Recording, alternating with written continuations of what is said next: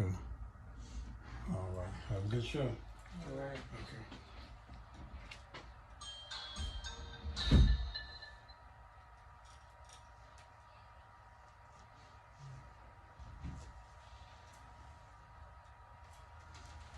Good evening, everyone. Welcome back to Believe Radio, your 24-hour inspirational gospel music station. We want to thank you guys for tuning in. We didn't record last week. I was out of town visiting my son.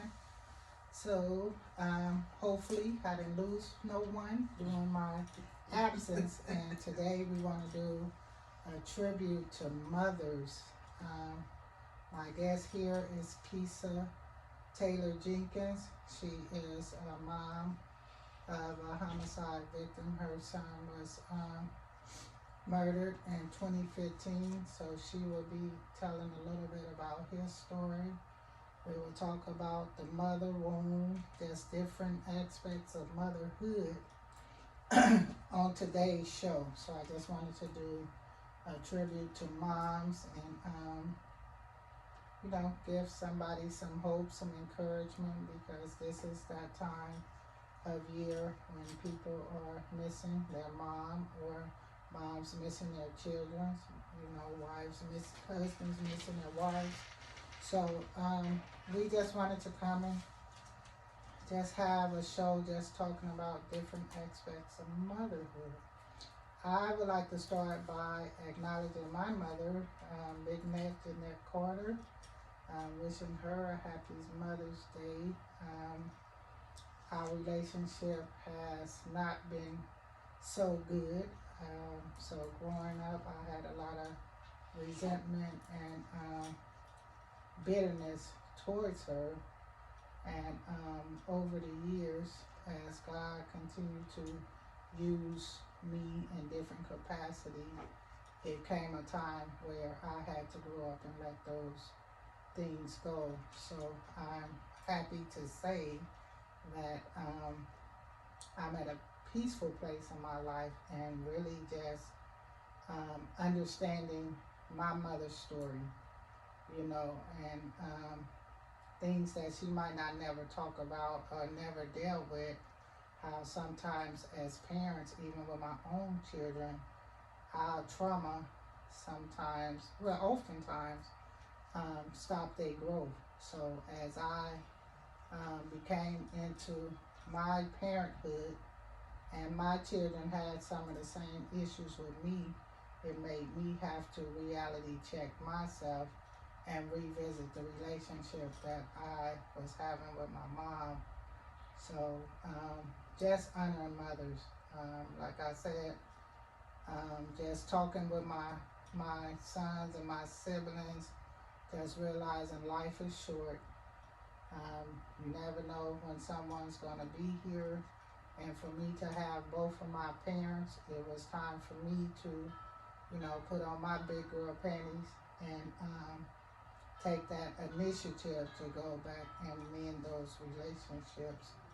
So on tomorrow, come out. I'm doing a community event on between 81st and 82nd and Olive, where we will have food, games, and different stuff for the community, celebrating birthdays and Mother's Day, all at one event, because the goal for me for the summer, per my job as the senior violence interrupter, is to create more unity in the community. So we're starting tomorrow around 3 o'clock between 81st and 82nd.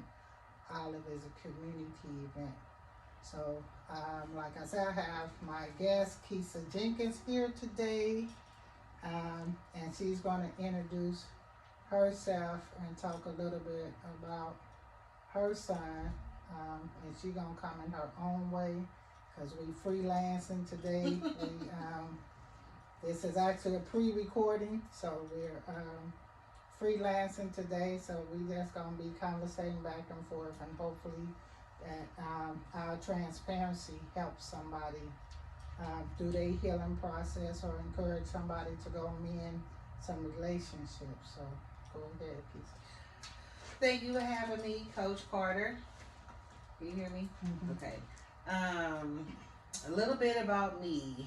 I am 50 years old. I am a mother of 5. I am a grandmother of 11.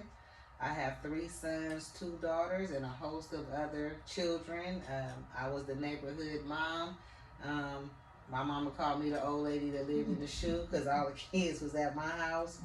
In 2015, July 1st, my oldest son, Anthony Terrell Custer, was gunned down on 89th Avenue in Oakland. And the rest is history, basically, because it started me on a different chain of events. My life has always been structured. Just working is repetitive. It's never been nothing outside. Taking care of my kids, going to work, coming home, that was my routine. When my son died, I had to reflect on what God was trying to show me. Because he took my son, so he wasn't showing me that. Mm-hmm. It was how I dealt with people. And I allowed people to be in my circle wanting certain stuff. For as like in relationships, trying to have a relationship and trying to raise your kids having a sense of someone not being good for you, but you wanting that person. And for the most part, my son, in the midst of all of this, me being a young mom, trying to figure out life, and losing my son and a host of other family to gun violence, it created me to want to do something different in my community. I met Coach Carter. We were both trying to transition out of careers and to do something else. And she did what she needed to do. She transitioned, and then she ended up transitioning into a whole nother career after that. She invited me to a few groups. I'll just say this, when I met her, I was like, oh, I gotta know her. She do hair, and I need my hair done, and she never did my hair, but until this year. I met her in 2017. But it was something about her in our training. I was like, see, that's, you gotta come in with confidence, and I had lost my confidence when my son had passed. I was like going out on a limb to just try to figure out what my next course of action would be, because I knew I wanted to do something different in the community. I was born and raised in a very community that my son was gunned down in. I ran all around the blocks, hopped all them fences and everything else, and my son was murdered in the middle of the streets in the very neighborhood I grew up in. My brothers and other family members grew up in. Anthony was the father. He had 2 children. He got to his senior year of high school and decided he didn't want to go and left. But he was a God-fearing man. He was saved, but he had his own demons that he was dealing with, and that was life. The demons, it's not mental, but it was life. Trying to figure out how he should move and trying to figure out his manhood and stuff like that. My son had a temper.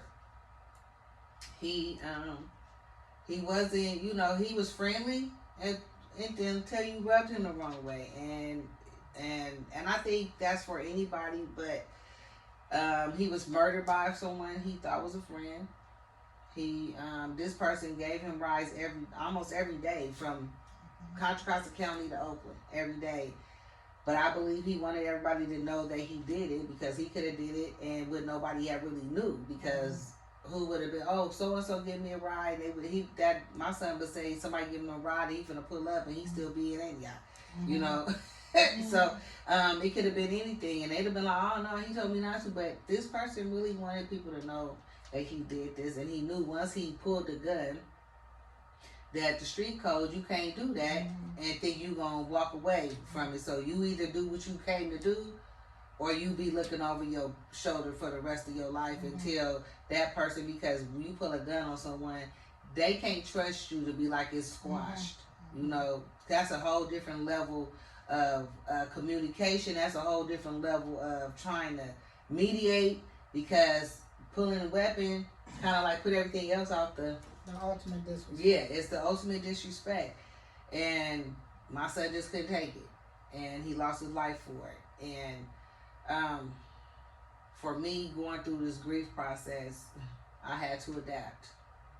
I had the worst, when I say the worst, attitude, and I'm a really kind of even keeled person, but my son's death changed something in me. I mean, because I know death is promised, but it changed something in me. Maybe because I wasn't prepared, I wasn't ready. To me, it just happened, and why would you do that? And people probably think, oh, well, she probably want him to go to. I want him to go to jail. Why? Because I want to have a conversation. If he dead, I can't have a conversation. I want to know what was going on with you that day that you felt.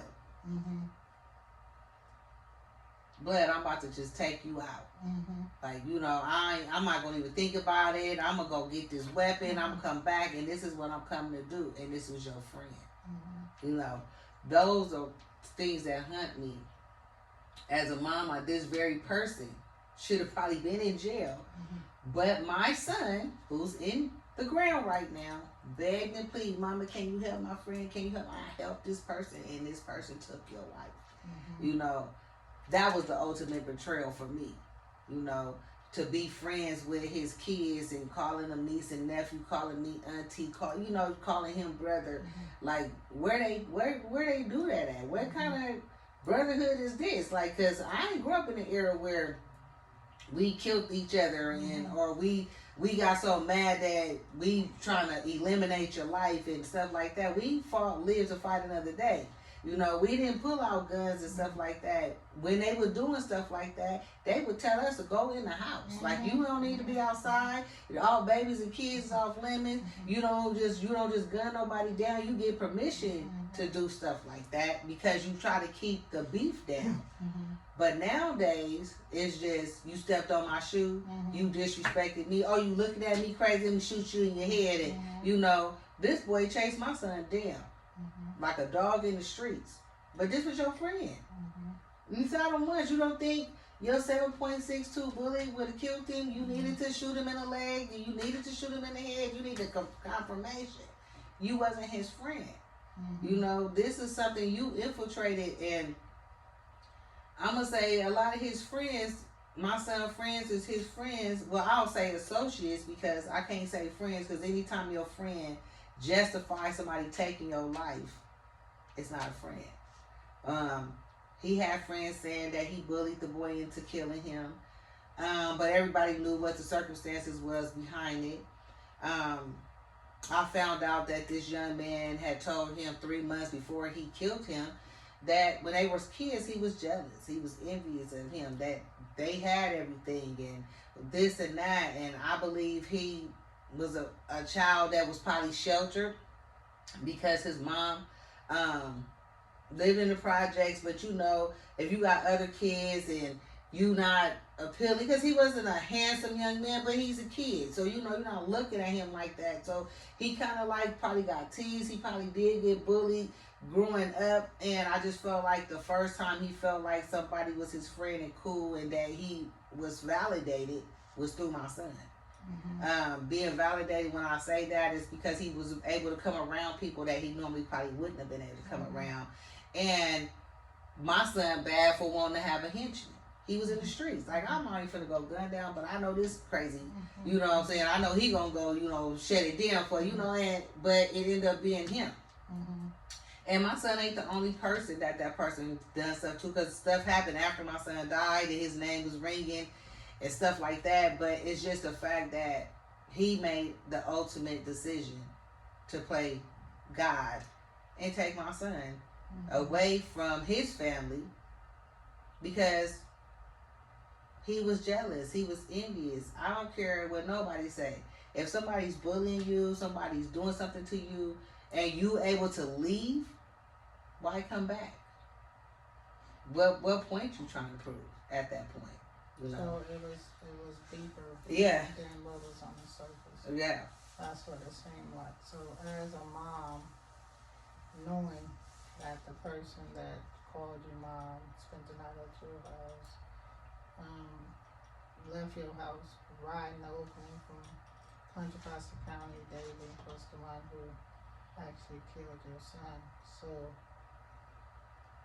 I can't even put myself in those shoes, but just seeing you transition from that into the person that you are today. Not that you forgot it or what, but it shows some level of growth, maturity, and forgiveness. So there's so many other moms out here that's gonna relive these type of stories, because Mother Day brings up those, even people who lost their moms, even if it wasn't a violent offense, losing a kid. These are those times when you reflect on those situations. So what would you tell moms that's listening that have that much information? Because you have a lot of information. Some moms don't get no information. And just being in a place where somebody took something from you is already hard enough to have to deal with. Because even though I never lost a son, I done lost a husband, I done lost a fiance, I done lost people that I love dearly. And every day it's like, when I look at my kids, when they going through their grief process of losing their dad, as growing up as men and can't really identify, those characteristics of the man that they really didn't get to know for long periods of time because the streets took them. It's hard, it's hard. And I don't think people even consider the aftermath, but to be able to move past that and, like you say, want to get into the field of work. How did you push yourself out of that place? My first step in my grief stage was me adapting. Most people don't do that stage because they go from sadness to hurt to disbelief to denial, and adapting is the last thing they trying to do. They don't want to adapt to their kid not being there or their loved one not being there. Me, I had to adapt because I would have literally went crazy through the other process, through the other part of that, because it kept me down. So me adapting to it made it much more easier for me to move through life. And because I knew that God wasn't going to put too much on me that I couldn't handle, but it was a lesson for me. And the lesson for me was that I wasn't living.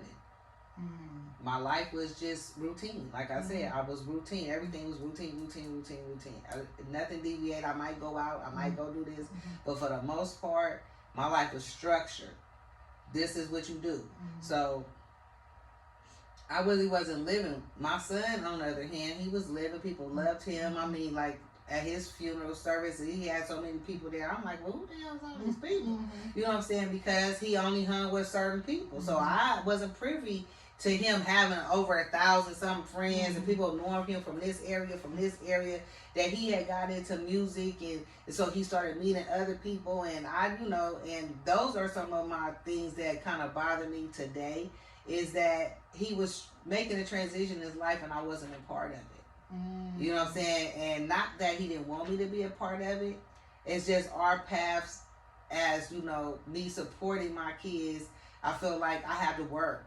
So I wasn't supporting them in aspects that I needed to support them, like being at their games or them wanting to do stuff. Like he wanted to be a boxer, but because my fear him getting popped upside the head and eventually having that happen over a long period of time, what could happen to someone, just looking at Muhammad Ali and looking at he's the greatest fighter of the world, and now he has Parkinson from being hit so many times in his head, and that it kind of like scared me. But that could have been his saving grace. That may have been what took him completely out of the streets. Not to say save his life, but save grace for him not to come across people that he thought he could trust, and that he would have had a little bit more for himself. He gave a lot to his friends.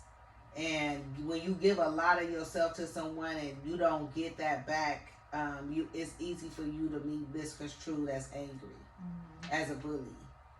Because eventually you get tired of being used. And sometimes, like you were saying, he wanted to be a boxer. And sometimes our kids know more than what we know, because that could have been his way to let out some of his anger and frustration. And because oftentimes parents live through their fear, they put the fear that they have onto their children, so the children have to find other outlets outside of their passion. So even with me, giving out of my not enough, you know, just giving, and it wasn't designed for me to do that, but it was out of what I was lacking for myself. Right. And sometimes when we give so much, then that frustration and anger even build, because you're not seeing the benefits of your labor. Right. And then you're not really operating in your full potential because of the hindrance from, you know, fear and other labels or things people place on you. So it's good that you were able to, you know, recognize that, because some parents just stick at the blaming themselves, you know, or that guilt. Right. If I woulda, shoulda, coulda type of situation. So like I tell people, grief has no etiquette, and no matter what stage you in, try to ride that thing out, you know, so you could really understand, like you said, the purpose and the pain. Right. You know, because you say it's a feeling that would never leave. So just speaking to all the things that he was transitioning to before he left here, how are you going to make some of those things possible for his children to leave a legacy for their dad? So my ultimate goal for my son legacy is to create a foundation for gun violence survivors. Not just an aspect of, oh, you come here because you got shot or something like that. I want to have a full wraparound service for people that experiencing the death, because ultimately, if you don't have the support, you can't move. People have to allow you to be broken. People have to allow you to start putting your pieces back together. And those pieces can take years, you know. Sometimes it may go fast. Like for me, it went fast because I'm a person that just can't stay in that. Because I knew that literally it would drain my life. Like, regardless of what people say, I would never want to commit suicide, but I knew if I stayed in a rut of being so hurt and so devastated, and every day is just on my mind and not looking for ways to be happy. You know, I had to be happy because I have other children. I had to be happy. I got grandkids. My grandkids suffer just as much as I did, because they not gonna see the very person. Like my granddaughter would never have her daddy walk her down the aisle. He would never see her in a prom dress. My grandson, who since he was 5 years old, said he was gonna be an NFL player. Right now, all the conditioning and everything that he's doing, that I know my son would have been on the sidelines pushing him and saying, "Son, you got this. You can't just give up," you know, and pushing him to be great. That he would never see grandkids from his son. There's certain things that his kids will never get to experience because he's not here. You know, and we can do the best that we can, but we can't replace them. You know what I'm saying? We can give them people, but we can't replace the person that they missing. And eventually, eventually their situation and on how they're dealing with it is going to surface. So even when a parent is going through something, like me, going through something, I have to also look at the people around me, because they look for me to be strong. But like I said, it's okay to be broken. You just got to have people that's going to allow you to put your pieces together in the time frame you need to put it together. Not to make it look good for you, him, her, because none of our stuff is the same. My thing is I had to adapt. Some people are going to go through the sadness. Some people are going to go through that hurt. Because then it's to them they have to hit rock bottom in order to come up. Me, I couldn't hit rock bottom because there's no way for me to live like that. So I went into the middle. You know, and so I'm fluctuating between the top and the bottom, between the top and the middle. I haven't went to the bottom because I'm not allowing myself emotionally, mentally to be drained like that. I can't. And then, like you said, God needed him more. So when you understand life and death, and that's what I think a lot of what makes grief harder, when you don't understand your purpose and position in life. Well, it was you that told me about the purpose. You was like, when he served his purpose, I was jaded. Right. You know what I'm saying? What? But everybody can't receive that. Right. Because to say that, because for me, when God said your assignment is done, that meant what he put you on earth to do, you have accomplished that. Right. So sometimes God say, okay, well, I need him up here. You're going to be all right. Because sometimes we will never reach our full potential. Sometimes we will never find our purpose, because just like what my ex-husband, I wouldn't have never did half of the stuff I'm doing now, because he wouldn't allow none of that, because he wants to be the provider, the protector, the this and that. So you don't need to do that. What do you mean you trying to start an organization? What do you mean you want to do? You can do people hair at home. You don't need no hair shop. You know what I'm saying? So a lot of the things that what death showed me was that it pushed me into having to find myself and not live through other people's expectations. So sometimes God will take the very thing that we love for us to do, because we all here to meet his requirements. Right. It's not about us. So a lot of people, you can't say, well, God said, because we all have that start, that dash, and then the end. And a lot of times we don't take advantage of what you're going to do from your start to your finish. Right. So while you worried about what somebody else is doing and what else going on, then you have to fulfill your purpose in your dash. So when you leave here, what will people have to say about you? When your son left, he left an organization, he left music, so he was going to trucking school, finna start trucking school, so he had a lot of transitioning that he was finna take, but he left you stuff to work with. Right, he did. When he left me the stuff to work with, he started City of Lost Souls with his friends. I gave them the opportunity to make it happen. I didn't really get involved in it, but after a few years, nobody was moving on it. So what I did was copyright and put the federal ID number on it, and I claimed it as mine. And then I began to revamp that, and I wanted to include it into ATC Live Your Life Codes Foundation, which is Anthony Terrell Custard's Codes Foundation, which is the City of Lost Souls.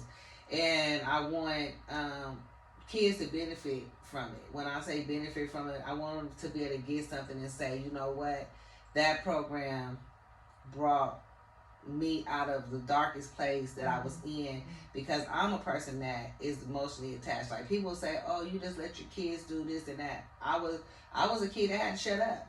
I didn't have a voice. My mama look at me, that means shut your mouth. You know what I'm saying? She didn't even open her mouth. It was just your look on your face, turn around, drop the glasses or whatever. Grandmother pinching me up under my arm. You don't want me to say nothing. And so I gave my kids a voice, because I felt like as a kid I didn't have a voice. I couldn't say what I wanted to say. Right to this day, me and my mom have conversations, and she still say, well, I haven't did anything. You the one had a problem. Okay. But now I'm getting to the point where, hey, she can't give me something she didn't have, and she was raised by her great-great-grandmother who most definitely didn't let her have a voice. You better shut up and here. I might even have to look at you, and you in church 7 days a week. And you know, my mama don't like church right now because of that. She don't eat beans because of the certain stuff that went on when she was a kid. You know, right? And I get it. You know what I'm saying? But I had to lose my son, start checking on me, because I was lost. I didn't realize I could be broken. Because everybody wanted me to be strong. Well, the minute I decided I'm going to be broken and I don't care what nobody got to say, then people fell off. So the people supposed to fall off. Right? God started putting me in positions where I meet other people that could either take me back down this way or they're going to catapult me up. And me meeting you is what did that for me. You didn't allow me to, even though you have not lost a child, you did not allow me to soak in it. You let me say it, vent it, whatever. Okay, so now we doing what we doing. Because I know that's bothering you. I know that hurts you. You know what I'm saying? But what do you want to do? How are you going to move away from that? Because right now it's a hindrance. You can't move. And me meeting you and meeting Granny and all these different people that came into my life that I probably would have been like, you know, but it had to happen that way. And that's the scary part, I think, with a lot of people. They don't know how to let go. And in order for God to send what you need to help you develop, then sometimes you have to let go of the old. So, and that's a brave step, you know, to even trust people with your pain. Because most people capitalize on it. And that's why the first thing in groups, that's why I'm big on the groups, because in groups you learn, one, that you're not by yourself. Two, that either somebody in it coming out of it or they finna approach it. So you learn those type of things. So then that isolation goes out the window, because it's easy to shut down and isolate yourself. But when you step into a group and you see those familiar, you can see one thing in one person, something else, but it gives you a sense of hope, you know. So I seen you even thrive just through coming through the group. That's why I was like, okay, well, I'm no longer facilitating groups, so this is now your assignment, because you came in and took advantage of the tools, you know. And oftentimes people won't even approach groups because they think it's all they gonna do is talk about me, or it's a gossip situation. And a lot of times that's how most women feel like that, because that's what they have been subjected to. You know, with the groups, I never felt in the groups that people were judging me. I just felt like, am I ready to have this conversation? Because this conversation has to happen.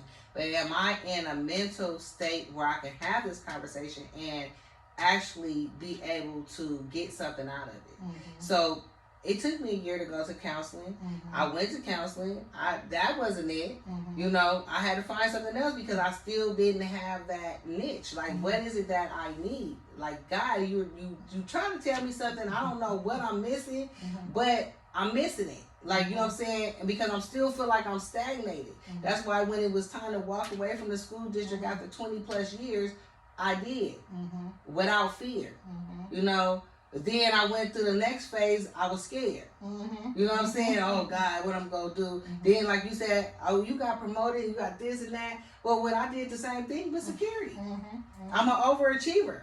You know what I'm saying? So with security, I came in as a guard, and within 11 months, I was the account manager over the site, over 24 people. And then I come here, I'm like, I need to figure something out. I tell you, I applied for the violence interrupter position. She looked at me like, girl, why don't you apply for that job? I told you what to apply for. And I said, well, you know, I was scared of the other position because I wasn't confident. But those are the things that I learned over that year. Being in groups and staying connected and knowing that I wasn't the only person in it. Right. Knowing I wasn't the only person in it. And then you gave me assignment. You said God gave you assignment, and today her birthday, I love her to death. But I was like, you know, I get it, because she's still healing. And that's another thing that's what I make clear to when we do those groups, that everybody is not your friend. Some people are your assignment. And you have to know the difference, because if you don't learn the difference, you'll be like me, getting your feelings hurt, disappointed, used and abused because I didn't understand the power I had. I didn't understand what I had to offer, because I didn't value who I was as a person. So just seeing people flourish under me, I started looking at, okay, well, maybe that is my thing, to push people, into their purpose and not look at where I'm at. So just identifying my weakness and my strength and what I was called to do help me help y'all. Right. So and just seeing you, and you are an example of somebody working the program and utilizing the tools, and that's why I tell people, look at Kesse, she's supposed to try. Because the thing is, when you are working through your healing process, then you have to know when to trust people and how to trust people. That's why I try to create safe environments. And that's why when I met you, the energy, because I'm an energy person. I didn't know you from Adam, and I don't really trust people like that, but for me with you, it's like I can open up to you, and I didn't feel judged. And then I started watching how you handled everybody else, but then I watched how they handled you, and then that kind of like set me like, wait a minute, like now she's the big sister, but now I'm the big sister because I'm gonna be the aggressor. You know what I'm saying? Because I feel like, as much as I watch your timeline before we even got to this point where we at today, where you my queen sister and that you trust me or whatever, our stages of how we got here took a minute because you wasn't trusting. Like, you know what I'm saying? What this girl got going on? You know what I'm saying? Because I'm not used to people actually clinging to me, but that's going to utilize what I'm giving them because it's always come back like you trying to be better than me. I don't want to do nothing better than you. I want to be able to learn from you, and what I do is going to always be different from you. So as being a woman and being into it with myself and not in competition with another woman, I was able to allow you to say, hey, this is what I need you to do. Are you going to take this constructive criticism, or are you finna go back and forth with me? You know what I'm saying? To where I knew, okay, this is a person I'm going to have to step back with. I'm going to have to analyze what she's showing me and not take it as, she feel like she's better than me or she's accomplished all these things. The very thing that I want to do, I have to be connected to somebody like her. I can't be connected to somebody that can't give me what I need. Like, I love my sister to death. I love my nieces and everything else, but they have their own lives to live, their mothers, and I'm just your advice person. I'm not that person that's supposed to be with you on your every step of the way. And it took me to meet you and other women in the group to know that I could let them go, because and that's the thing, is to maintain healthy relationships. Just because I let you go don't mean it's a problem. Right. Don't mean it's a disconnect. And just going back to that, because I'm very transparent with my failures, my success, whatever I deal with. And when I see people who have potential not to go the route that I went, you know what I'm saying? Then that's my way of saying, let me give you all these tools and you take advantage of how you're going to use them. But I more so show you than I am tell you. Right. Because people always say, well, my prior group always say, I was a dictator and couldn't nobody tell me nothing. No, people can't tell me nothing if I can't trust you. Right. See, so. And you can't tell me something that you haven't lived. Right.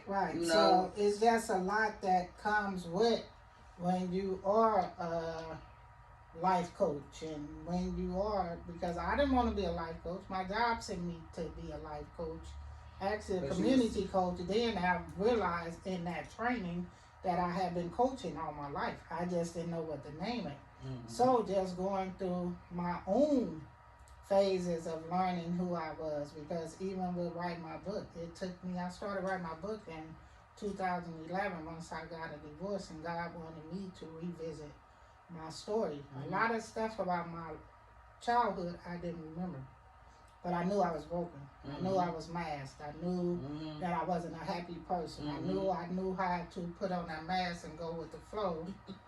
I knew that. Right. But I didn't know all the other stuff that life was finna throw me a loop. So those are the things that really made me be able to come back in this circle of women and be able to approach it from a different view. Right.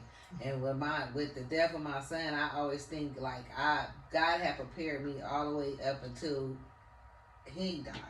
And the reason why I say that is because at my agency, I would say at 20, 21, I think I had 3 kids by then. My brother was murdered. My father was a drinker. So that kind of like set stage for me to get a drink because I want to be numb to this. This is my, this is my son and stuff like that. My daddy was at bingo and all that, but that was my first introduction into planning a funeral. You know what I'm saying? And I was young, and I did it well. And then here come the next brother, and here come the next person, and then it was me, like me and my auntie, we did it. You know what I'm saying? She would go do certain part, I would go do certain part, but when it came down to my dad, it was me and my stepmom. We went down there, did everything we needed to do, whatever. But when it came down to my son, I didn't need no help. I didn't need to be like, oh, I don't know, what about that? Look at this package and all that. I already knew what I had, knew what I was going to spend, because I knew that I wanted to give my grandkids something out of the money. So let me go do this, and this. And so God blessed me to give me the tools to be able to handle that very part, because most mothers have the hardest time preparing a child for their final resting place. It wasn't hard for me. The hard part for me is what I couldn't do after. It was nothing for me to do for him. But let him go, let him rest. And I felt like, as long as I talked about him and I'm, so emotional behind it, my son ain't resting because he wouldn't want that if he was here physically. He would not something he would want me to do. Mama, you cannot just be focused on my death. As much as I know it hurts you, this ain't you. And I'm not looking at it like you don't care about me because I'm your son. I'm looking at my mom will die literally if she stay like this. She has to continue to move. So me moving is not saying I don't love my son, and this is what I want people to understand is just because you begin to live again does not mean you don't love that child. You know what I'm saying? That child is pushing you to live for a reason. God, with God's guidance or whatever, in your spiritual connection with your child is what guides you to get better. Your kid wouldn't want you to be in John George. Your kid wouldn't want you drinking your life away. Your kid wouldn't want you out here on drugs and stuff like that, especially if you wasn't doing that when they were here. So that's not something, and they're not resting. And I don't want to push nobody to be, but they're not resting as long as you are so emotionally connected to them. They can't cross over because they still trying to protect you. Your hurt. God has already said this is what it is. And I'm gonna give you the tools that you need to have to get over it, or just get over it today. Get through the day. Just get over Take today. It one day, sometimes 1 minute, 1 hour Right, at a time. exactly. But make progress. Well, And you that's have what to. I think sometimes is that disconnect in the relationships, because just helping people through burying their kids with these funerals, I see so many different emotions that people go through, and sometimes it's the disconnect that they have with that child. That's why it was very important for me to mend that relationship with my mom, because I don't want her to live thinking that she wasn't a good mom to me, and I don't want me to live thinking that she couldn't give me what I needed. So when you get grown, you get to a place where you start understanding life as it is. Right. And you take one day at a time, and you do your part to be your best version of yourself. Because, like you say, death is coming, regardless, and it's what you do. So if you ready, after. what he say? When he come here, what you do?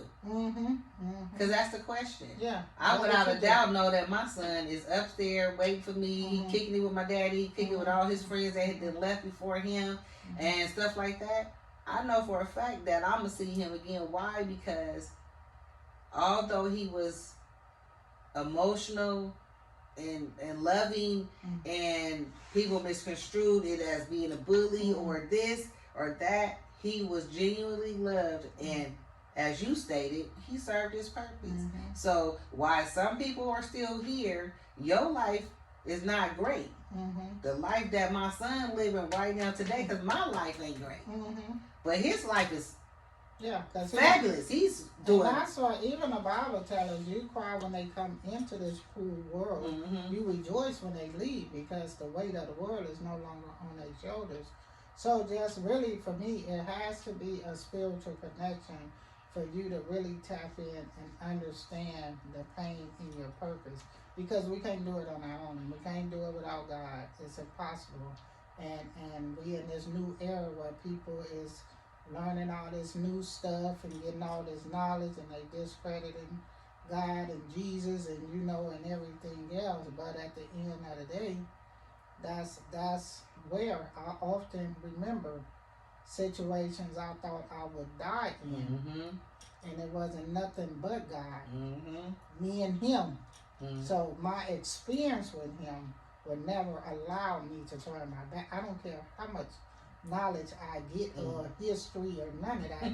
I have experienced Him in a real way. So it's just certain things that won't deter me. So I just think moving forward and with us doing this talk is that people really need to really sit back and reevaluate yourself. Right. Not nobody else. Just figure out where you are at in your life and mend those broken relationships. And sometimes you will have to be that bigger person. And sometimes sometimes you probably can't mend that relationship, but the release of it allows you to heal. Well, that's how you mend it, because you release it. Because once you do your part, because it's a trip, because we was at a service and somebody said, after all that good word that just went on, God did something to me, and I went up to somebody and asked for their forgiveness, and they was like, why are you in my face?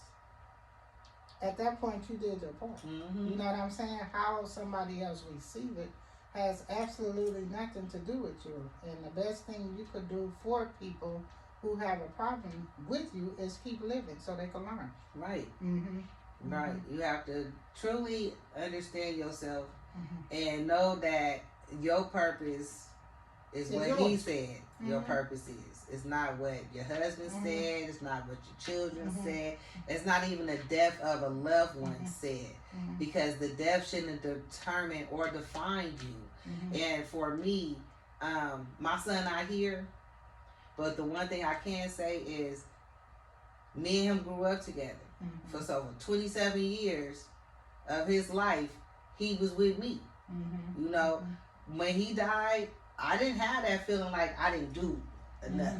I did the best I could do with what I had. That's what I looked at. My dad prepared me with insurance, and you need to get insurance. You should have insurance. You work for the school district, let them take it out your check. You ain't gonna miss it. And so that started my chain of thought of just being responsible, and being my son's mother was the best thing that God could have ever did for me, because I was promiscuous. I was in the streets. I was doing this. I'm not gonna say I was known for just selling drugs and this and that, but sometimes you got that tap on your back, saying, shit, I like sex. So that was my thing. I had never been a prostitute or nothing like that, but that's what my way of releasing me was sexual. And so therefore I had 3 kids by 20. You know what I'm saying? Because of my choices. But At the end of the day, God knew exactly what he was doing. He gave me a son at 16.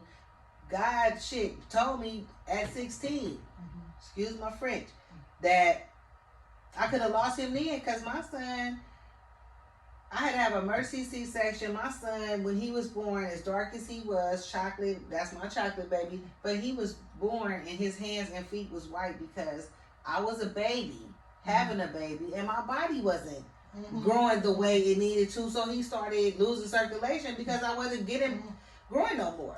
You know, my body can only do so much. It was a kid's body. It wasn't a grown body. It wasn't prepared to childbirth and stuff like that. So I went through my son. I had to have a mercy C-section.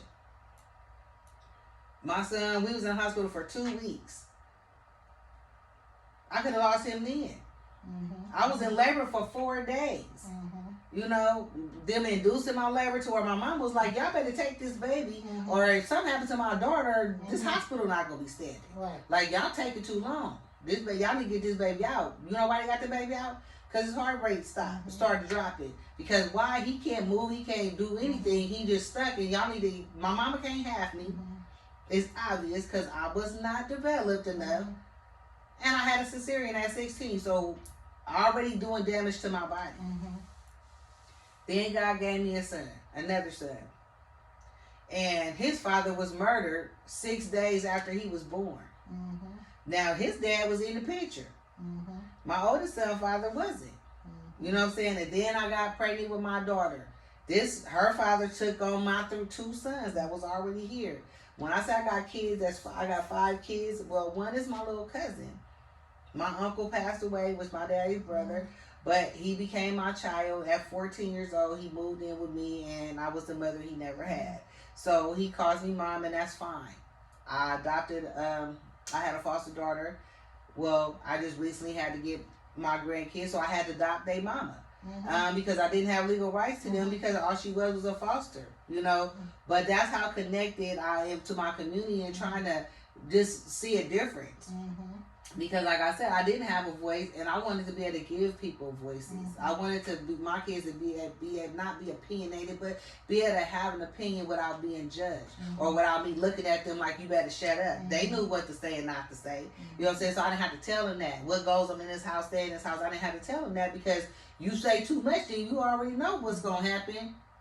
And it may be unwanted situation. Like my daughter's doing what she did, had that CPS people at the house, but then the CPS lady seen her, and she was like, I did what I did, so I got in trouble. The lady was like, oh, well, how do you feel about your mom doing whoopie? Well, could you stop talking to me? Like, you know what I'm saying? So the lady looking like, yeah. I said, so, you know, you hear them for what? Now you got to go to my son's school. They finna feel some type of way about it, because now they embarrassed.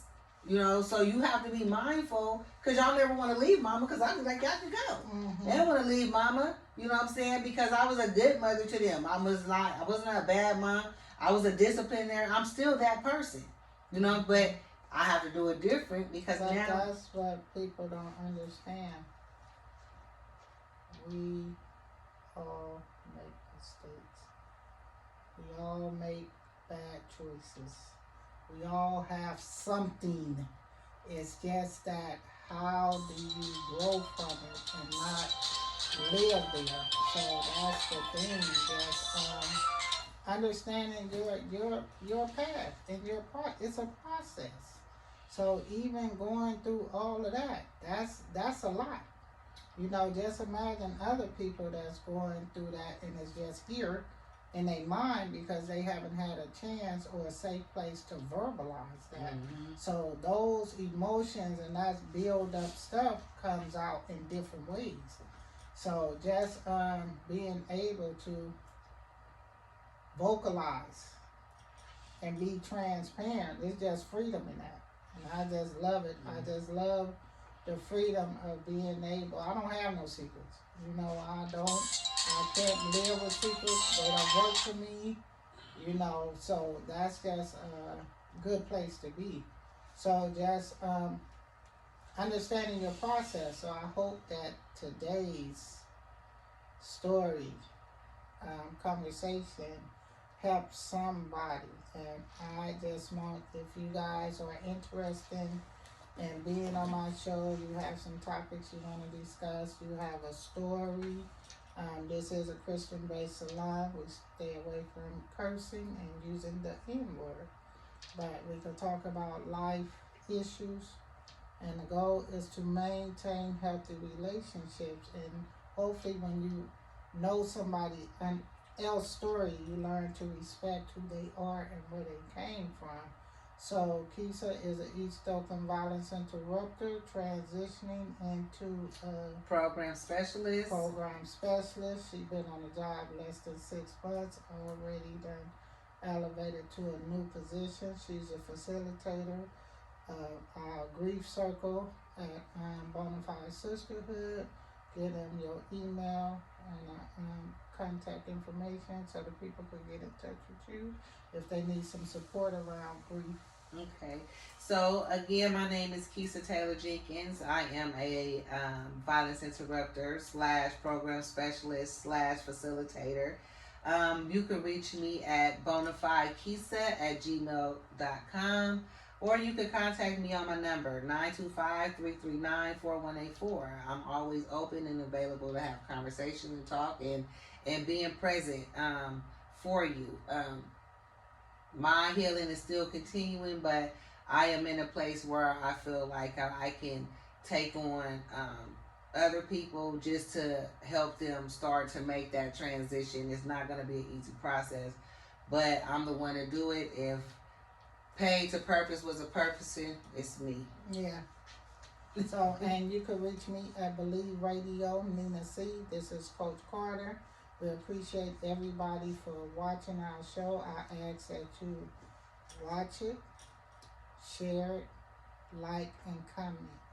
So thank you for supporting us today, and we're out. See you next Sunday, 5 o'clock. Have a great evening.